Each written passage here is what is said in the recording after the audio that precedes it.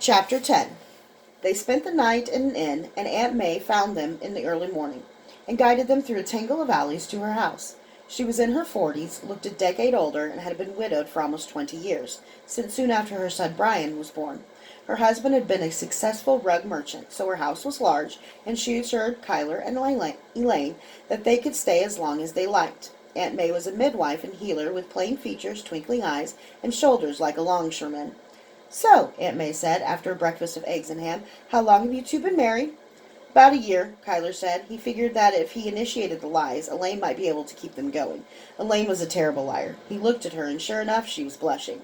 Aunt May took it to be embarrassment and laughed. "Well, I did figure you were a little young to be this young lady's natural mother. How'd you find your new mother and father, Uli?" Kyler sat back, stifling the urge to supply the answer himself. If he answered for everyone, not only would he look like an ass, he'd look suspicious. Sometimes you just had to let the bones roll where they may. "The war," Uli said. She swallowed, looked down at her plate, and said nothing more. It wasn't even a lie, and the emotion on Uli's face was plainly real. Uli's nurse had been killed in the fighting. Uli still cried about it sometimes. "She was at the castle during the coup," Elaine said. Aunt May set down her knife and spoon. They didn't use forks here, much to Kyler's irritation. "I tell you what, Uli, we're going to take care of you. Good care of you. You'll be safe, and you'll even have your own room." "And toys?" Uli asked. Something about that open, hopeful expression on Uli's face made Kyler ache. Little girls should be playing with dolls. Why hadn't he ever given Uli a doll? Not fishing bodies out of rivers. Aunt May laughed. "And toys," she said. "Aunt May," Elaine said, "we're already putting you out enough. We have money for toys, and Uli can stay with us. You've already—" "I won't hear of it," Aunt May said. "Besides, you two are still newlyweds. You need all the privacy you can get, although heaven knows Gavin and I managed to plow the row quite a few times when we shared a one-room shack with his parents." Elaine blushed crimson, but Aunt May kept talking. "But I guess an 11-year-old isn't quite as good about ignoring noises in the night, am I right?" Now Kyler blushed. Aunt May looked at him, and then looked at Uli, who looked puzzled. "Are you telling me you haven't, since you left Scenaria?" Aunt May said. "Surely you'd slip away sometimes in the morning when Uli was still asleep? No? That trip has to be, what, 3 weeks? That's an eternity for you youngsters.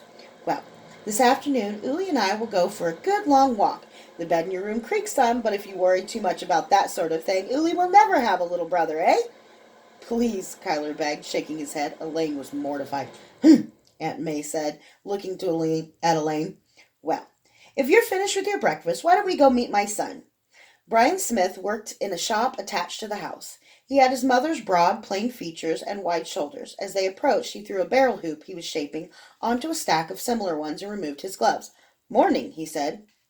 His eyes immediately went to Elaine, a quick glance at her scarred face, and then a too appreciative weighing of her assets.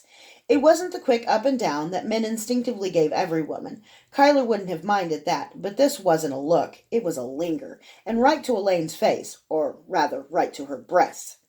"Nice to meet you," Brian said, sticking his hand out to Kyler. He looked at Kyler, weighing, evaluating. Predictably enough, he tried to crush Kyler's hand.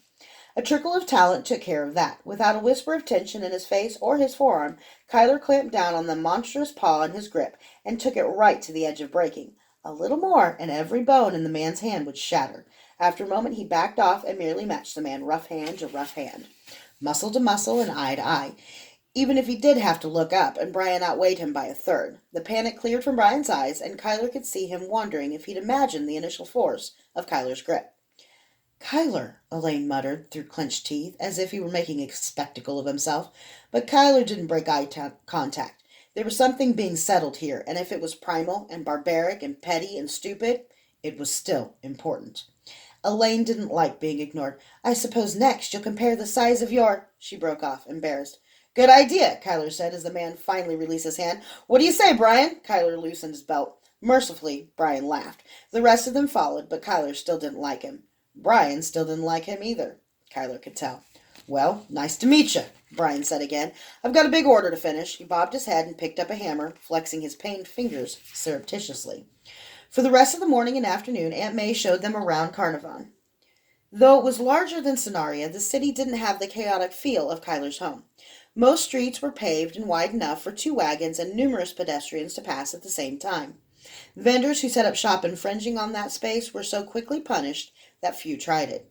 Sudden crushes pushed the crowds together whenever two wagons did pass, but they were accepted standards here and had been long enough that the wagons all traveled in 6-inch deep ruts in the paving stones.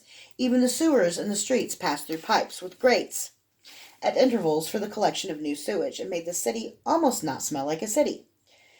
Castle Carnarvon dominated the north side. It was sometimes called the Blue Giant for its bluish granite. The blue walls were seamless, as flat and smooth as glass, except for the numerous arrow slits and murder holes at the gates. 200 years ago, Aunt May said 18 men had held the castle for 6 days against 5,000. Around the castle, of course, were the great houses. The city got dirtier and more crowded the closer it came to the docks. As in most places, the rich and noble liked to live away from everyone else, and everyone else liked to live as close to the rich as they could. Here, though, there was one line that was not regulated. Unlike Cenaria's poor, who were legally bound to the west side of the Plith, those who made the money to move could do so here. The possibility for advancement seemed to energize the entire city. Carnarvon was the gold and glittering fool's gold of hope. Its vice was greed. In his own imagination, every merchant here was the emperor of the next trading empire. Scenario was the smothering, stinking blanket of despair. Its vice was envy. No one built empires there. They just wanted a piece of someone else's. "You're awfully quiet," Elaine said. "It's different here," Kyler said. "Even before Calidor came, Scenario was sick. This is better. I think we can make a home here." Gods, he was about to become one of those merchants he'd been despising. Not that he had great ambitions. Being an herbalist and apothecary was really the only thing he could do besides kill. It wasn't anything he would have ever dreamt about. What would he dream? About opening a second shop, dominating the city's herb trade? He'd once held a country's future in its hands. He could have changed everything with one betrayal, killing a man he'd ended up killing anyway. If I had, Logan would be alive. As Aunt May led them home, he tried to force his mind into a merchant rut. He had a small amount of gold hidden in the wagon and a fortune in herbs. Had they been robbed on the way here, the bandits wouldn't even have known what to steal. "Well, the house is just down this street," Aunt May said. "Brian's out buying supplies. Uli and I are going to a little sweetmeat shop to give you two some time to get reacquainted." She winked at Kyler while Elaine blushed, but then Aunt May's face darkened. "What's that?" she asked. Kyler looked toward the house. Wisps of smoke were rising and thickening rapidly. He joined the crowd running toward Aunt May's house. In the city, a fire was such a threat that everyone grabbed buckets and ran to help. But by the time he got there, the barn was entirely consumed with flames. It was too late to save anything. The crowds threw water on the nearby buildings, while Kyler held Elaine and Uli mutely. The barn was a total loss. Their 2 horses and Aunt May's old nag were left as smoking, stinking mounds of meat. There was almost nothing left of the wagon. The arsonist had found the hidden chest with its gold. The fortune of herbs had gone up in smoke. The only thing left was a long, thin box bound to the wagon's bent axle. The lock was intact. Kyler opened it, and there were his wet boy grays and his sword, Retribution, untouched, not even smelling of smoke, mocking his impotence.